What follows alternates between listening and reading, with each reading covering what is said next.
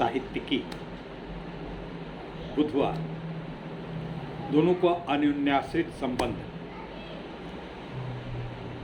हम चाहते थे कि आपको, आपकी आवाज़ को, आपके चिंतन को, आपकी सोच को हम लोगों तक पहुंचाएं। हम आपके चिंतन से प्रवाहित हों, हम आपके चिंतन का फ़ायदा उठा सकें। लेकिन आपकी उदासीनता हमारी इस अभिलाषा पे एक वज्राघात है। हम अपने दर्शकों, अपने श्रोताओं से बड़ी उम्मीद करते थे कि 1 महीना, 2 महीना, 3 महीने, आज 4 महीने हो गए हैं, लेकिन किसी ने हमें अपनी अभिव्यक्ति, अपनी कोई क्रिएटिविटी से हमको लाभान्वित नहीं किया। अब हम साहित्य की चर्चा करें या साहित्यिकी की चर्चा करें तो आज हम उस पर कोई बहुत बड़ी कविता या बहुत बड़ा लेखन नहीं सुनाने जा रहे हैं। हम एक आपकी उदासीनता पे, आपके एक जो टाल मटोल की आदत है उसके ऊपर कुछ सुनाना चाहते हैं। एक बार की बात है कि मैं अब दूसरों की कहानी न सुनाऊं, मैं अपनी ही कहानी। एक बार की बात है कि मेरे पिताजी ने कहा कि तुम इंटरमीडिएट तक पढ़ चुके हो, अब थोड़ा जो ये छुट्टियां हैं इनको यूं ही न बिताओ, हम तुम्हें या तो टाइप सिखाने के लिए भेजते हैं, चूँकि तुम दिव्यांग हो, परेशान हो, कहाँ करोगे।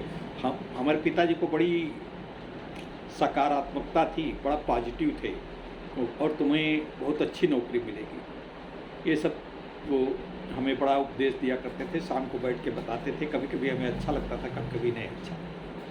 लेकिन अब उनके पिताजी की बात थी, उनको सुनना तो था ही। अब चाहे अनचाहे या चाहे चाह कर सुनना है, उनके उपदेश सुनना है, उनको अंगीकृत करने का प्रयास करना है, क्योंकि उसके ऊपर वो रिजल्ट ओरिएंटेड उसकी समीक्षा करते थे, उसको तुरंत क्रियान्वयन करने के लिए प्रयत्नशील थे। तो हम टाल मटोल के ऊपर आज सुनाना चाहते हैं। तो उन्होंने कहा कि हमको लगता है कि तुम जो गोदान पुस्तक हमने तुमको 8-10 दिन पहले, उन्होंने प्रेमचंद जी की सबसे पहला मैंने अगर कोई उपन्यास पढ़ा है तो गोदान पढ़ा है। फिर उसके बाद रंगभूमि पढ़ा, वरदान पढ़ा और गबन पढ़ा। इस तरीके से प्रेमचंद जी के ही किताबें वो लाला कर दिया करते थे, क्योंकि वो अपने विद्यालय में संस्कृत के अध्यापक थे और वहाँ से लाइब्रेरियन भी थे वो। तो लाइब्रेरी किताब हमको लाते थे, जब मैं पढ़ देता था तो वापस ले जाते थे, फिर दूसरी किताब लाते थे। फिर वो उन पुस्तकों के ऊपर, क्योंकि उनकी भी वो प्रायः सभी करीब करीब बहुत सारी उन्होंने किताबें पढ़ी, संस्कृत में भी, हिंदी में भी, वो शास्त्री थे। तो उन्होंने हमसे पूछा कि प्रेमचंद्र के उपन्यास में सबसे ज़्यादा आपको कौन सा कैरेक्टर अच्छा है। तो हमने तपाक से कहा कि हमको तो जो है गोबर का कैरेक्टर बहुत अच्छा लगा, कि गोबर का उस समय किसी युवती से प्रेम था, थोड़ा सा वो सब दिखाई पड़ता था। तो उन्होंने कहा गोबर का क्यों लगा, तो उस पर सब हम बताते थे। फिर वो जब हमारी वार्तालाप समाप्त हुई और उन्होंने कहा कि होरी का कैरेक्टर क्यों नहीं अच्छा लगा, तो हमने कहा होरी का कैरेक्टर इसलिए अच्छा नहीं लगा कि वो दिन रात पिसा, हमेशा कभी उसके मन में कभी खुशी नहीं आई, कि हमेशा वो कर्ज ही अदा करता रहा, खेत यही सब जितना रहा। तो इसलिए हमको, तो उन्होंने कहा कि होरी, क्या तुम्हारे गांव में कोई होरी है। हमने कहा कि दिमाग दौड़ाया, हमने कहा कि हाँ बहुत से होरी। फिर उन्होंने कहा अच्छा दूसरा कैरेक्टर कौन सा पसंद आया। हमने कहा हमको कैरेक्टर मेहता साहब का कैरेक्टर बहुत पसंद आया। मेहता साहब वो अभिजात्य वर्ग के व्यक्ति थे, उस समय उनके पास कार वार थी और कामनी जी या कुछ इस तरीके से, कामनी या मालती जी, उससे नाम मुझे भूल रहा, थोड़ा विस्मृत हो रहा, उनसे उनका प्रेम का बड़ा शालीन चित्रण था, उसमें थोड़ा सा सौंदर्य भी था वो।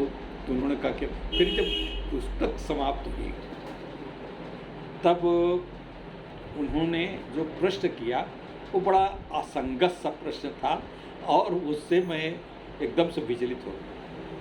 उन्होंने कहा कि जब सब बातचीत सुन ली तो उन्होंने पूछा कि अच्छा अब तुम्हारी शादी कब करें, तुम्हारा विवाह कब करें।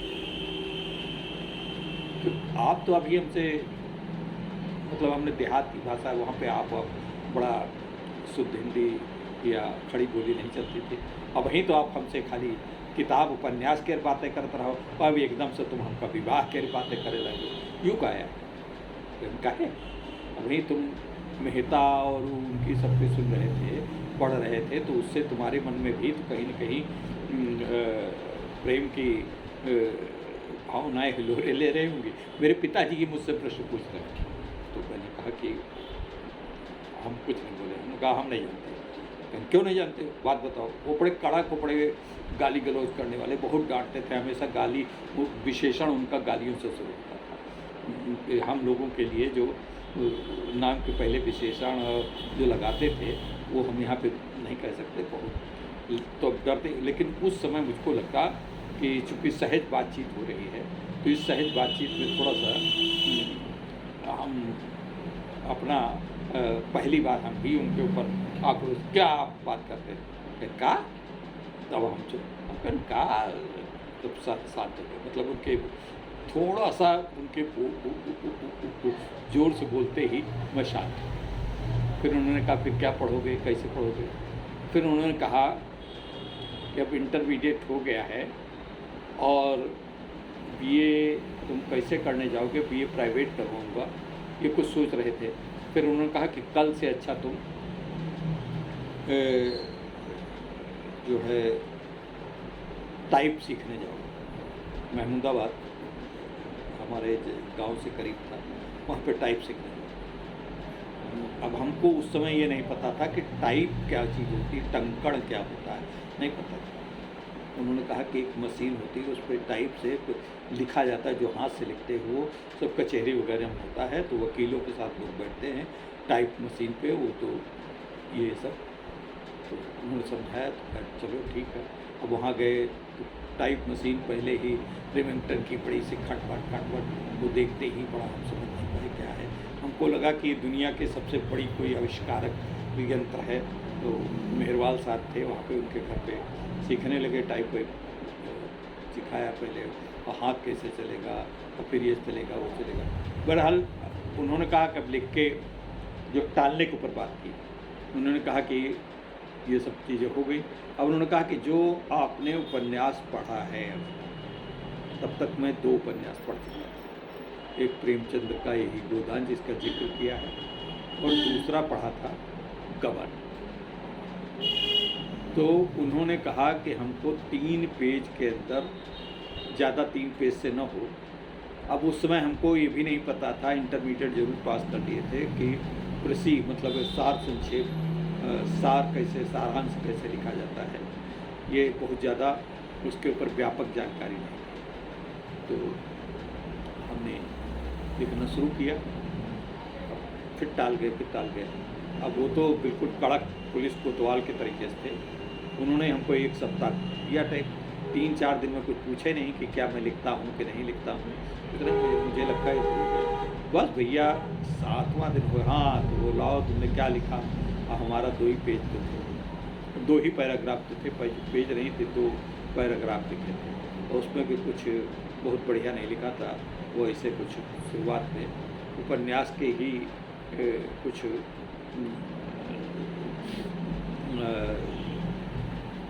संवाद लिख दिए थे।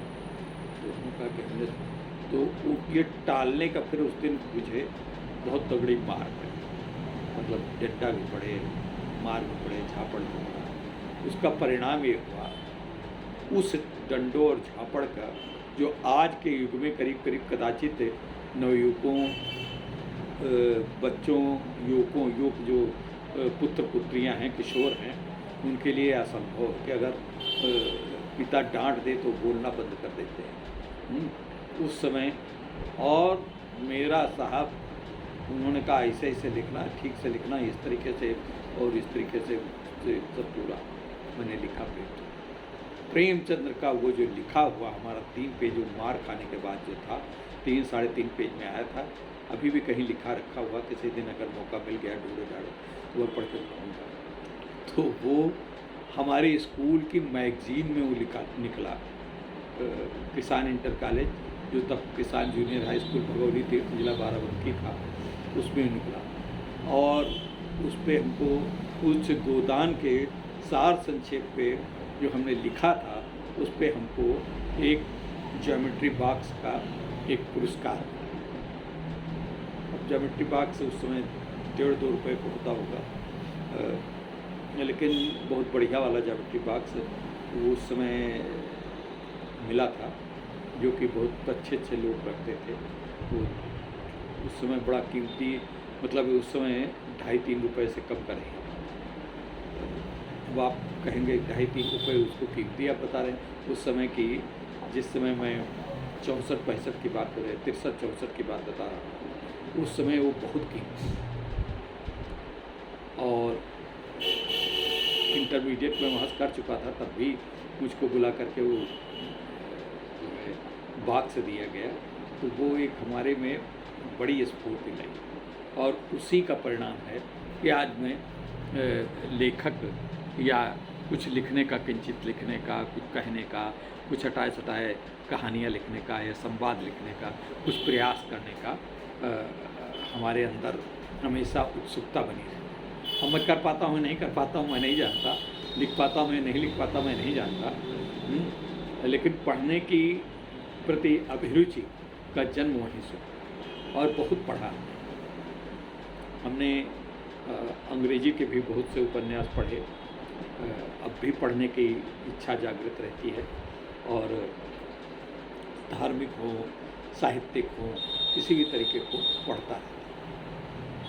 तो ये मित्रों, एक जो साहित्य के प्रति जो सहज यात्रा का एक जो भूमिका थी मेरी, जिसके प्रति मैंने चलने का किंचित प्रयास किया, वो ये आज मैंने बताया।